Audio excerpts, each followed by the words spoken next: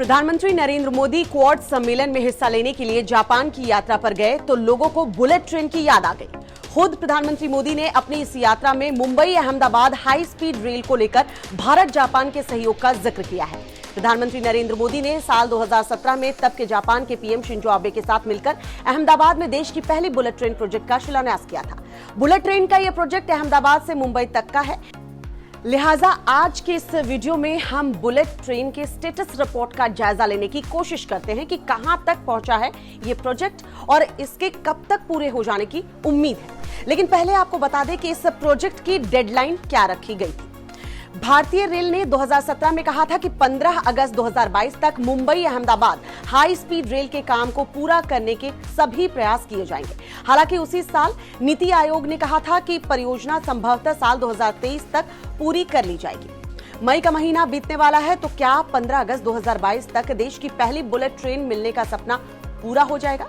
एक media report के मुताबिक 1 फरवरी 2022 तक इस प्रोजेक्ट का केवल 17% काम पूरा हुआ है। इसी साल 20 मई को रेल मंत्रालय ने बुलेट ट्रेन की स्टेटस रिपोर्ट को लेकर जो ट्वीट किया उसमें वलसाड, नवसारी, सूरत, भरूच, वडोदरा, आणंद, खेड़ा, अहमदाबाद और साबरमती में चल रहे काम की प्रगति को दिखाया गया, लेकिन मुंबई में बनने वाले हिस्से को लेकर कोई जिक्र नहीं है। इससे अंदाजा लगाया जा रहा है कि 2022 तक इस प्रोजेक्ट के पूरा होने की संभावना कम नजर आ रही है।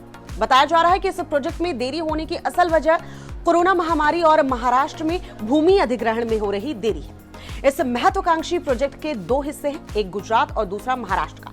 भूमि अधिग्रहण की बात करें तो रेल मंत्री अश्विनी वैष्णव ने फरवरी 2022 में लोकसभा में बुलेट ट्रेन प्रोजेक्ट को लेकर भूमि अधिग्रहण पर एक सवाल के जवाब में बताया था कि गुजरात में 98.62% भूमि अधिग्रहण, केंद्र शासित प्रदेश दादर और नागर हवेली 100% भूमि अधिग्रहण का काम पूरा हो चुका है। वहीं महाराष्ट्र में 56.39% भूमि अधिग्रहण का काम हुआ है।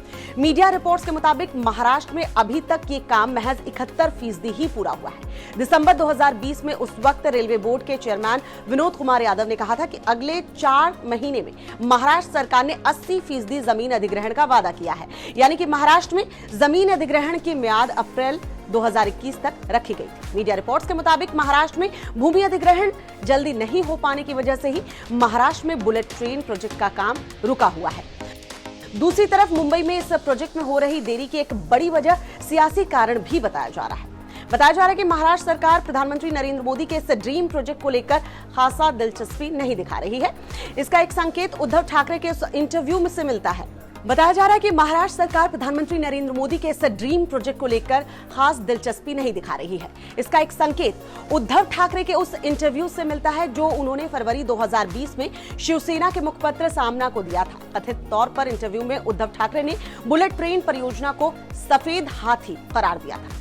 अब जानिए कि इस बुलेट ट्रेन की खासियत क्या होगी। इस प्रोजेक्ट की कुल लंबाई 508.17 किलोमीटर है, जिसके लिए भारत सरकार ने इसके लिए जापान सरकार के साथ समझौता भी किया है। जापान इस परियोजना के लिए 88,000 करोड़ रुपए कर्ज दे रहा है। इस कॉरिडोर पर 320 किलोमीटर की रफ्तार से बुलेट ट्रेन दौड़ेगी। ये ट्रेन मुंबई को गुजरात के सूरत और अहमदाबाद शहर से जोड़ेगी।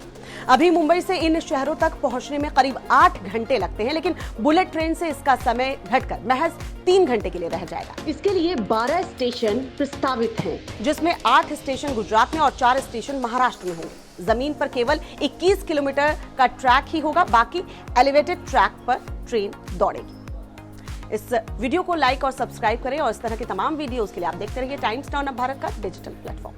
खबरों के पीछे की खबर पहुंचाते हैं हम, आपकी आवाज को मुद्दा बनाते हैं हम। टाइम्स नाउ नवभारत को YouTube पर लाइव देखिए, सब्सक्राइब करिए और बेल आइकन जरूर दबाइए।